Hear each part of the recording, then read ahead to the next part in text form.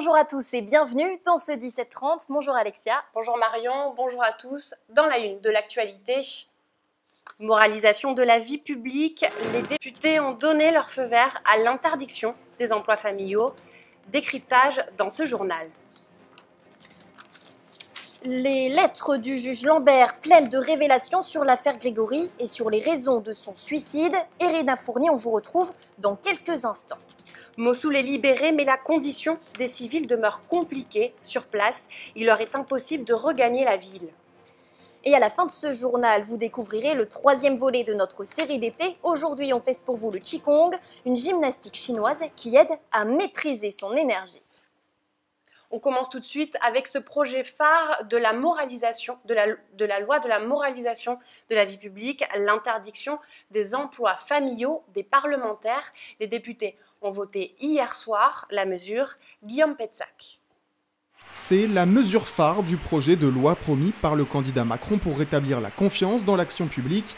L'interdiction pour les élus d'employer un membre de leur famille en tant que collaborateur parlementaire a officiellement été adoptée par les députés à l'initiative de la majorité présidentielle. C'est indispensable d'affirmer aujourd'hui très clairement qu'un membre de gouvernement, un membre de collectivité territoriale, un parlementaire ne peut pas, avec de l'argent public, embaucher son épouse, ses parents ou ses enfants. Une proposition en écho à l'affaire ayant touché François Fillon pendant la campagne, mais le texte ne concerne pas seulement le premier cercle familial, anciens membres de la famille, de celle du conjoint ou personnes directement liées seront soumis au contrôle de la Haute Autorité pour la Transparence, un élargissement trop flou pour certains députés.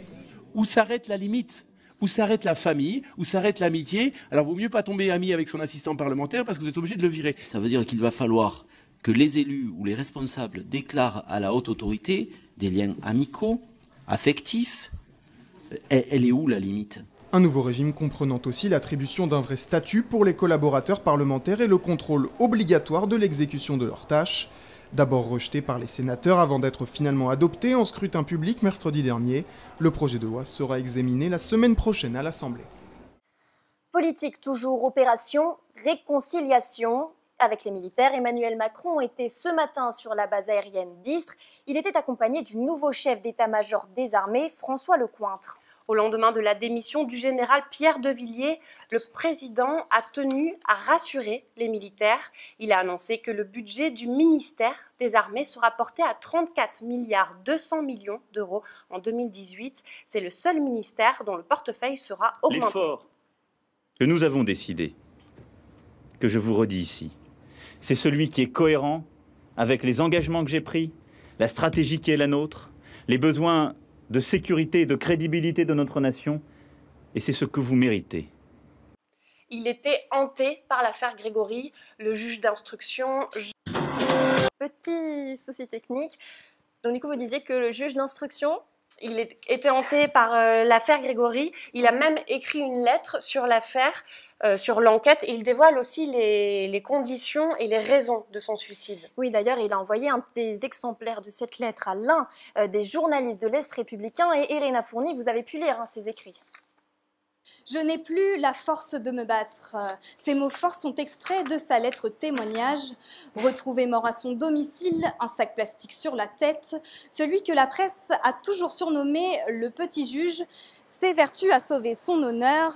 Dans cette lettre d'adieu que j'ai pu lire, le dernier rebondissement de l'affaire Grégory l'a détruit. Il parle même de machine à broyer. Je vous rappelle que le 29 juin dernier, le témoin clé Muriel Boll est écroué pour enlèvement de mineurs suivi de mort. Selon lui, ces récents événements sont voués à l'échec. Et cette piste remet en cause ce travail d'instruction mené entre les années 1984 et 1986. Cet homme torturé par l'affaire refuse plus que tout d'endosser le rôle de bouc émissaire. C'est une plume qui va manquer à la littérature française. Max Gallo, le roi du roman historique populaire, le chevalier de l'Académie française, s'en est allé hier à l'âge de 85 ans. Depuis plusieurs années, il luttait contre la maladie de Parkinson. De sa vie, le Niçois disait qu'elle était une histoire française. L'écrivain qui a écrit plus d'une centaine de livres a également touché à la politique. Il fut député PS en 1981, porte-parole du gouvernement sous François Mitterrand. Il se rapproche en 2007 de Nicolas Sarkozy. De nombreuses personnalités politiques ont d'ailleurs exprimé leur tristesse suite à sa disparition. Les obsèques seront célébrées ce vendredi à Paris. Et on ouvre tout de suite notre dossier sur l'accueil des migrants. Depuis 8 mois, 34 000 réfugiés ont transité par le centre d'accueil Porte de la Chapelle à Paris. Alors, plusieurs initiatives citoyennes tentent de mieux les accueillir. Jawad Aïtamer et Marie-Carline Chardonnay se sont rendus auprès d'une association qui met en relation familles d'accueil et migrants. Halima fuit la Somalie en 2015. Depuis 2 ans, cette mère de famille se bat au quotidien pour trouver un logement et un emploi pour rester en France. C'est moi seul. Oui, les enfants et les Somaliens, son père est mort, il est tué. C'est maintenant, oui, de prendre la course française, après de chercher travail. Comme d'autres réfugiés venus d'Afghanistan et du Soudan, Halima pourra bénéficier du programme Élan du SAMU social. Le dispositif permet à des particuliers bénévoles d'accueillir des migrants chez eux pour les aider dans leur insertion professionnelle et sociale. La première personne qui a intégré le programme il y a 1 an est en CDI à temps plein aujourd'hui. On a une autre personne, par exemple, au bout de 6 mois, elle a trouvé un appartement, un F2, elle est en CDI à temps plein, elle ne parlait pas un mot français et là elle maîtrise le français, enfin, c'est juste fantastique en fait ce qui se passe. Depuis 1 an, 30 réfugiés ont pu bénéficier du programme. D'autres associations proposent aussi un accompagnement similaire. Alice Barbe nous a rejoint sur ce plateau. Bonjour Alice Barbe. Bonjour. Alors vous êtes la cofondatrice de l'association Singa. Alors vous aussi, vous aidez à favoriser l'inclusion des migrants. Combien de personnes jusqu'à maintenant ont trouvé des familles d'accueil et qu'est-ce que ça a changé pour eux? En fait, Singa, ça va au-delà de juste l'accueil. C'est aussi la question de tout un écosystème. Accueillir quelqu'un chez soi, ça ne suffit pas. Il faut aussi créer toute une communauté autour. Donc ça peut être se faire des amis, mais aussi avoir un réseau qui va nous permettre d'accéder à l'emploi. Et aujourd'hui, Singa, on a accompagné près de 400 personnes réfugiées juste dans l'accueil chez l'habitant, mais près de 2000 plus largement qui font partie d'une communauté où ils peuvent s'épanouir. Qu'est-ce que vous pensez du côté politique, le plan qui a été proposé par Édouard Philippe, le plan migrant, qu'est-ce que vous en pensez? Je ne suis pas sûre que ce plan ait été élaboré avec les premiers concernés, c'est-à-dire les personnes réfugiées. Et je pense qu'il faudrait commencer à impliquer ces personnes dans la définition de politique publique. Je pense que le vrai renouveau de l'intégration, ça arrivera quand on arrêtera de se poser la question de ce qu'on va donner aux réfugiés, parce que c'est évident qu'il faut donner et apporter une aide, mais aussi de ce qu'ils vont pouvoir nous apporter et comment ils vont pouvoir participer à faire cette société finalement dans laquelle on vit tous ensemble. Très bien, très bien. Eh bien, merci beaucoup. Merci à vous d'être venu sur ce plateau. Merci. Alors maintenant, on va s'intéresser au cas des déplacés de Mossoul, Alexia. Oui, la ville est toujours en cours de libération. Les autorités irakiennes ont annoncé leur victoire contre l'État islamique, mais la situation est encore très instable. Les déplacés qui ont fui les combats ne parviennent pas à regagner la ville. Explication d'Aurélie Payet. Ces derniers jours, les rares coins d'ombre du camp de Debaga accueillent les jeunes Irakiens tannés par le soleil de plomb. Oui. Regardez mon fils, il est né il y a 10 jours. Il fait trop chaud ici et il n'y a pas d'électricité. Nous sommes privés de l'aide alimentaire depuis plusieurs jours déjà.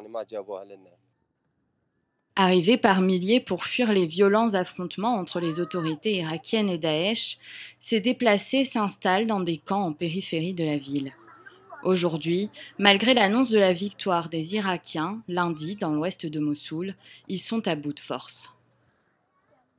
La réalité est qu'ils vont rester longtemps dans les camps. Ils sont 700 000. La plupart des gens sont de l'ouest de Mossoul et ils n'ont tout simplement nulle part où retourner. Il n'y a pas de provision d'eau, pas d'électricité, pas de nourriture, pas d'école, pas d'hôpitaux. Pas de provision d'eau, ni de nourriture non plus ici. À Debaga, l'aide humanitaire arrive au compte-gouttes et avec l'été, les températures semblent insurmontables. Rentrer, un rêve, à réaliser aujourd'hui dans une ville en ruine. Si j'avais une maison à Mossoul en ce moment, j'y retournerais. S'il y avait de l'eau, si j'avais un travail aussi à Mossoul, j'y retournerais. Plus d'1 million de civils a fui le conflit en octobre dernier. Aujourd'hui, 825 000 Irakiens n'ont toujours pas regagné leur foyer. On passe à une actualité plus légère et on parle musique avec Andrea.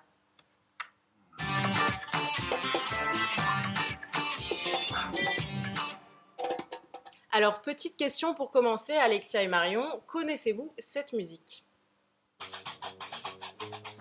Non. Eh bien non, c'est une musique gnawa, donc c'est normal que vous ne soyez pas forcément au courant. Il existe un festival à Essaouira, au Maroc, où il y a plus de 300 000 personnes qui ont afflué cette année pour cette 20e édition. Ses fondateurs n'ont qu'un seul rêve en tête, faire entrer au patrimoine mondial de l'UNESCO cette musique. Alors le dossier a été déposé, verdict en décembre. Alors Andrea, cette musique, la musique gnawa, ça vient de quel pays? Quelle est son histoire? Expliquez-nous un peu. Très bonne question. C'est une musique folklorique aux sonorités orientales. Les gnawas sont soit arabes, soit berbères. La gnawa a pour berceau la ville d'Essaouira. Et comme vous le voyez sur ces images, le gambri, c'est l'instrument central du rite. Mais aujourd'hui, la musique gnawa est en constante mutation, comme le montre ce clip de 2016 avec Oxmo Puccino et les Yemen Blues. Regardez.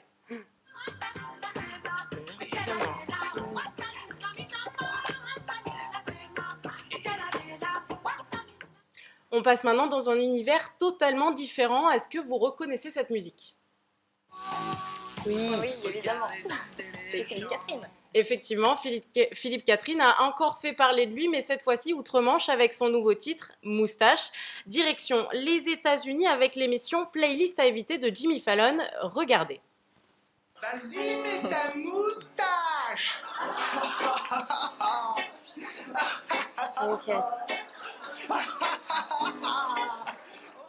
Et Jimmy Fallon a même invité l'OVNI français à venir dans son émission. La date reste à fixer, une date qui marquera peut-être le début d'une carrière internationale.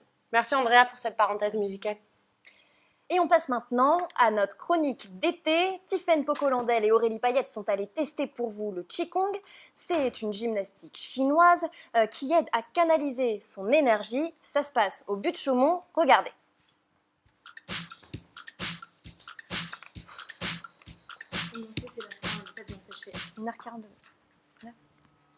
Chaque jour à 9h, les coureurs matinaux assistent à un drôle de spectacle. Des dizaines de personnes se rassemblent pour suivre un cours de Qigong, une gymnastique traditionnelle chinoise qui allie des mouvements longs à des exercices de respiration et de concentration. Nous nous sommes mêlés au groupe. C'est pas toujours facile, ça va assez vite et il y a des mouvements un peu bizarres. C'est vraiment les mains et les doigts et la respiration en même temps, mais on est tellement concentrés qu'en fait ça détend vachement. Dans ce cours, pas d'explication. Il faut regarder, reproduire comme on le peut et apprécier le silence. Très bien, très bien. Le bien-être, c'est justement l'objectif recherché. Ça dégage tout ce qu'on a dans la semaine, des trucs qu'on a encaissés, et puis ça fait du bien au corps. Ça permet de détendre. Oui, détendre, relaxation. Très bien. Après 1 heure de cette danse chinoise millénaire, nous sommes prêts à repartir à l'assaut du stress parisien. On est tellement concentrés qu'on n'a pas le temps de réfléchir à ce qu'on fait et on entend vraiment le bruit des oiseaux, les feuilles, les vêtements qui bruissent entre eux. C'est vraiment détendant et je vous le conseille, c'est tous les jours à 9h et c'est gratuit en plus. Voilà, c'est fini pour aujourd'hui, je vous donne rendez-vous pour une autre activité demain. Et tout de suite, le sport en France et dans le monde avec Solène.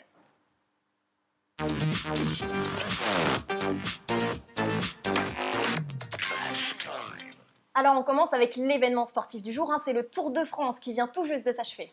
Oui, on retiendra la superbe victoire de Warren Barguil, le coureur de Sunweb qui s'impose pour la 2e fois sur le Tour de France. Petite déception quand même pour Romain Bardet qui a essayé, qui a attaqué, mais qui n'a pas réussi. Décidément, Christopher Froome était trop fort aujourd'hui. Il a quand même grappillé 4 secondes de modification et passe 2e au classement général. 3e, c'est toujours Rigoberto Urán. 4e, Quatrième, donc on n'est pas encore sûr, Rigoberto Arou, complètement largué, qui perd plus d'1 minute. Un mot tout de suite sur la réunion de la CAF, la Confédération africaine de football. La Coupe d'Afrique pourrait sérieusement changer, Solène.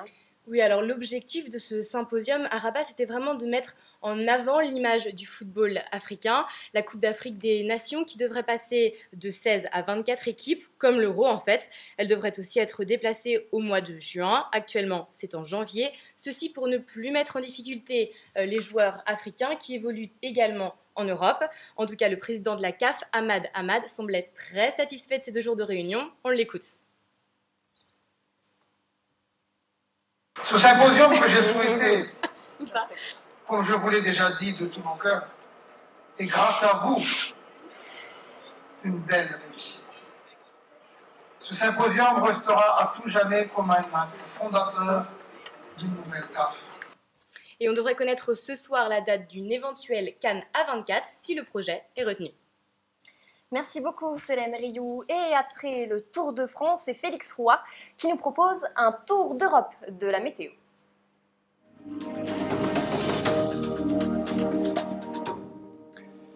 Eh bien Marion, Alexia, je ne sais pas où vous aviez prévu de partir demain, mais pour ce qui est bien de la côte atlantique, il va faire un petit peu froid, vous le voyez, avec 23 degrés à Brest et 25 à Biarritz. On est nettement en deçà des moyennes de saison. Et pour trouver des températures, on va dire normales, il faut descendre à l'ouest, à Lisbonne, ou au sud du Portugal, à Faro, pour trouver des vraies températures de juillet.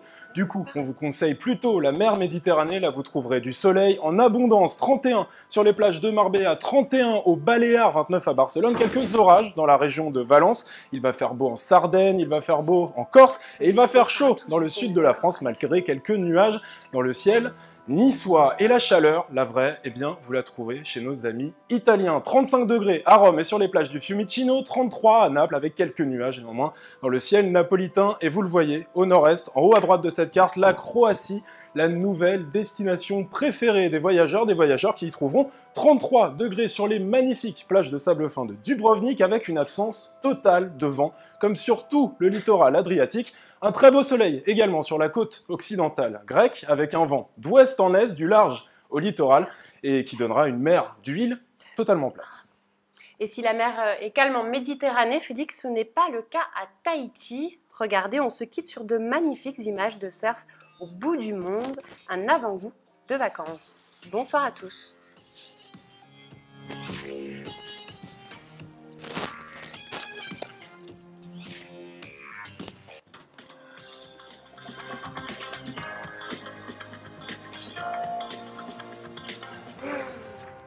Putain, la cata.